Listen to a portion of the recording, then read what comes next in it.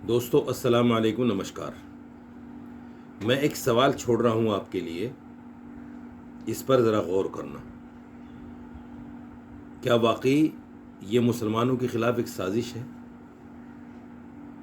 कि हिंदू लड़के मुसलमान लड़कियों को प्यार के जाल में फंसाकर फिर उनकी ज़िंदगी बर्बाद कर रहे हैं, उनको मार रहे हैं? क्या ये सच है और ये मुसलमानों के ख़िलाफ़ एक साजिश है?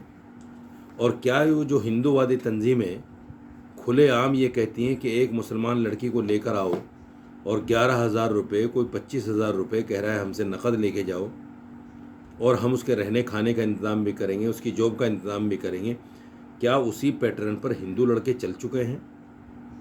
क्या ये जो रोज़ाना नई घटनाएं सामने आ रही हैं ये उसी का परिणाम है?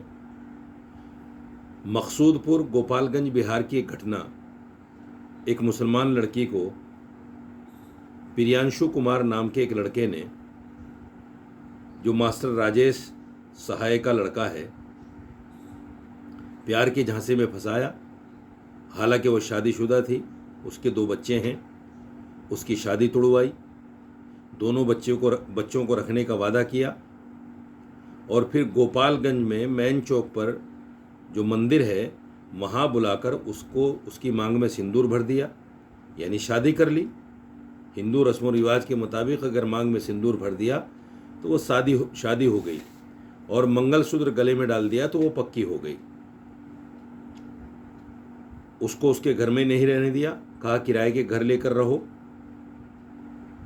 अब ये लड़की दरबदर है। 2-3 साल तक इसके साथ रिलेशनशिप में रहने के बाद, इसका सब कुछ बर्बाद करने के बाद, अब उसको शादी से इनकार कर रहा है।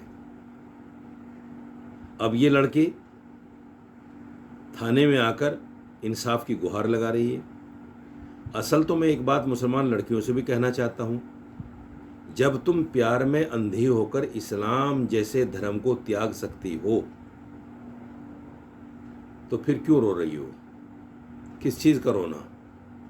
अब तो तुम्हारे पास कुछ बचा ही नहीं, न खुदा ही मिला, न विसाल सनम, न इधर के रहे न उधर के रहे।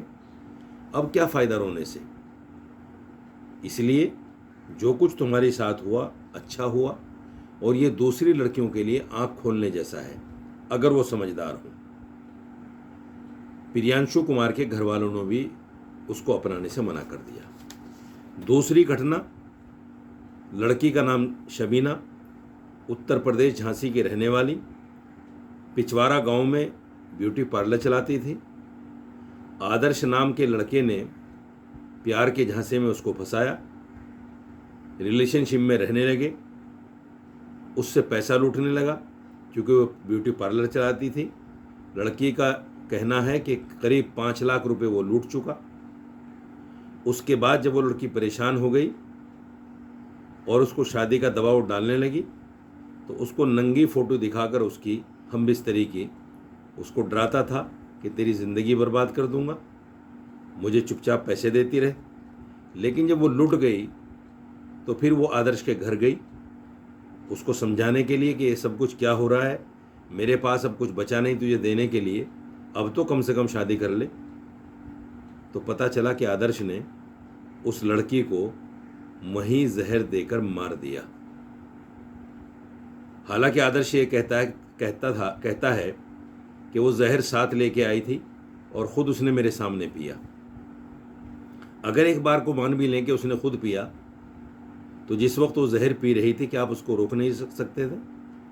जिस वक्त उसने जहर पी लिया था क्या उसको लेकर डॉक्टर के पास नहीं जा सकते थे? आपने उसके मरने का इंतज़ार क्यों किया? इसका मतलब ये है कि जानबूझकर आदर्श ने इस लड़की का पैसा लूटा क्योंकि ये मुसलमान थे, और प्यार का झांसा देकर उसको धोखे और फ्रेम में रखा, शादी का झांसा देकर, और फिर इसकी ज़िंदगी ख़राब कर दी। वो कहते हैं ना, अब काहे पछताए जब चिड़िया चुग गई खेत। लड़कियों, होश में आओ, और मुसलमानों, अपनी बच्चियों को समझाओ। लड़की इसीलिए कहा जाता है कि हुन्ना नाक़िसातुल अक़ली वद्दीन, ये दीन और अक़ल के मामले में आदी हैं। इनको ये पता नहीं कि तुझे बहलाने फुसलाने वाला कौन है। और हर लड़की कहती है मुझे बहला फुसला कर ले गया, बहला फुसला कर ले गया। तुम कोई बच्ची हो, बेवकूफ़ हो, नादान हो, तुम्हें पता नहीं कौन तुम्हें बहला फुसला रहा है और तुम बहलाने फुसलाने में आ जाती हो। इसीलिए अल्लाह के रसूल ने कहा कि लड़की आधी अकल की होती है। अब लोग तसव्वुर कर रहे होंगे, सोच रहे होंगे इस बात को कि जो 1400 साल पहले कहा गया था आज वो सच हो रहा है। हर लड़की जो भी रेप का शिकार होती है या जो भी प्यार का शिकार होती है, झूठी मोहब्बत का शिकार होती है, वो यही कहती है कि मुझे बहला फुसला कर ले गया, मुझे बहला फुसला कर ले गया। उसके माँ बाप भी कहते हैं कि वो लड़की को बहला फुसला कर ले गया, लड़की नासमझ थी, बहला फुसला कर ले गया। ये जो सारी चीज़ें हैं मुसलमानों, तुम तो इसको समझो।